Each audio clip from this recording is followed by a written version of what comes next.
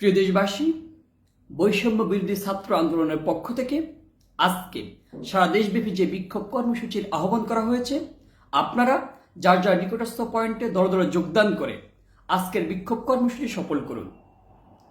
আমরা আমাদের অভিভাবক, আমাদের শিক্ষক, বুদ্ধিজীবী সহ দেশের আপামর জনতাকে এই লড়াইয়ে আমাদের পাশে থাকার জন্য বিনীতভাবে অনুরোধ জানাচ্ছি। আপনার সন্তান, আপনার ছাত্র, আপনার ভাই, আপনার প্রতিবেশী, আপনার সহপাঠী পুলিশের গুলিতে নির্মমভাবে শহীদ হয়েছে।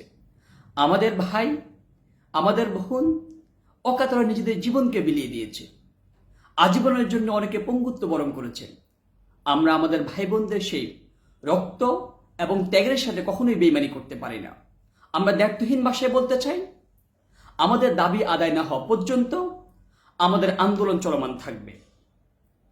আমরা স্মরণ করে দিতে চাই, পরিস্থিতি এখন এমন পর্যায়ে উপনীত হয়েছে, আপনি রুখে দাঁড়ান কিংবা না দাঁড়ান, আপনার ক্ষতি অনিবার্য। তাই আমরা বলতে চাই, আমরা মুখ বুজে সহ্য করব না। আমরা রুখে দাঁড়িয়ে অত্যাচার থেকে মুক্তি লাভ করবো ইনশাআল্লাহ।